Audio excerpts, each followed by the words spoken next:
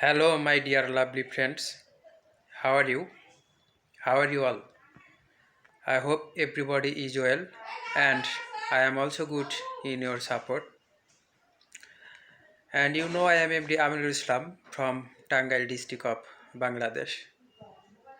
Friends, today I will share you some important topic, and I will talking this topic in my native language.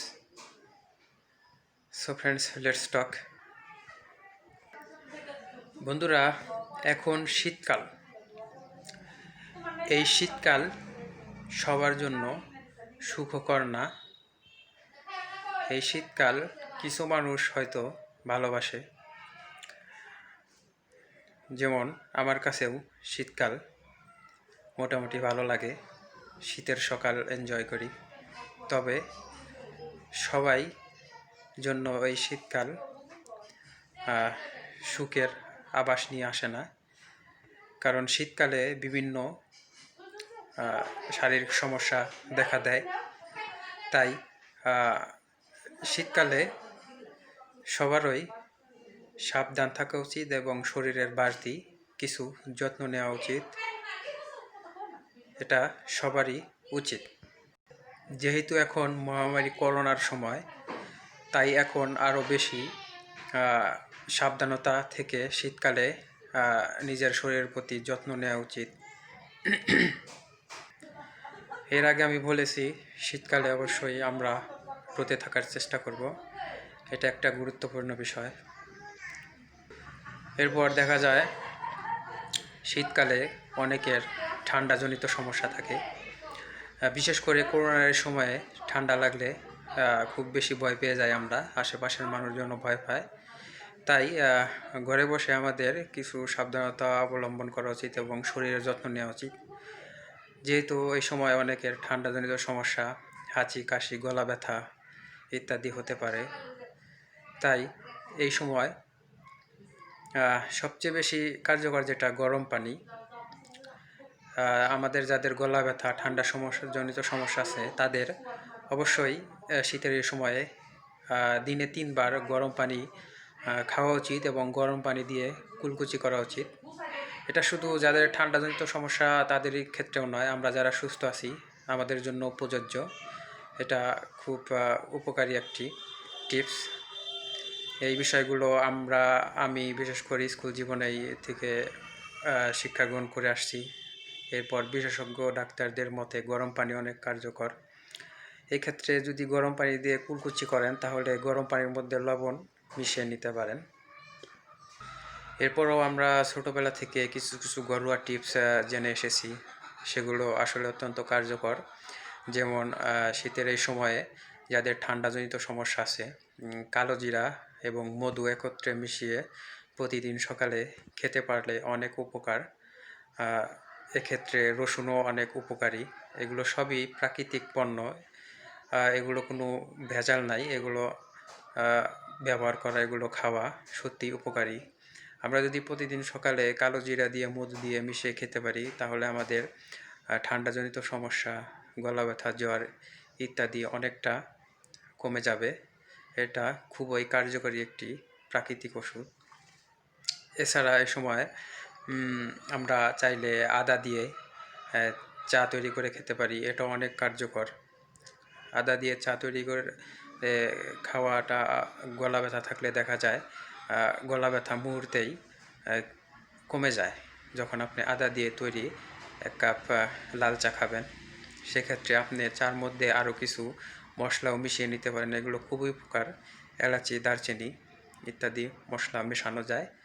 এটা খেতেও সুস্বাদু, আবার এটা খেলে আপনার ঠান্ডার সমস্যা, গলা ব্যথা দূর হয়ে যাবে। একটি কথা না বললেই নয়, শীতকালে গরম পানি দিয়ে আমরা সকলেই গোসল করতে চাই। এ সম্পর্কে আমি এর আগেও একটি ব্লগে উল্লেখ করেছিলাম। আসলে গরম পানি ব্যবহারের ক্ষেত্রে আমাদের খুবই সাবধান থাকা উচিত। আমি মনে করি, বিশেষ করে আমি গরম পানি ব্যবহার করি না। আমি জেনেছি গরম পানি ব্যবহার করা ভালো না। এটা আমাদের শরীরের জন্য খুবই ক্ষতিকর। অতিরিক্ত গরম পানি ব্যবহার থেকে বিরত থাকা উচিত। ধরতে গেলে আমি গরম পানি ব্যবহারই করি না। যারা গরম পানি ব্যবহার করেন তারা সীমিতভাবে করতে পারেন, অতিরিক্ত গরম পানি ব্যবহার করা থেকে বিরত থাকেন। এটা আমি জেনেছি হার্টের ক্ষতি, এমনকি আমাদের ত্বক নষ্ট করে দেয় এই গরম পানি। তাই আমি বলবো যতটা সম্ভব যত শীত থাক ঠান্ডা পানি দিয়ে গোসল করা আমাদের স্বাস্থ্যের জন্য অনেক ভালো। তাই আসুন আমরা গরম পানি এই শীতে এড়িয়ে চলার চেষ্টা করি।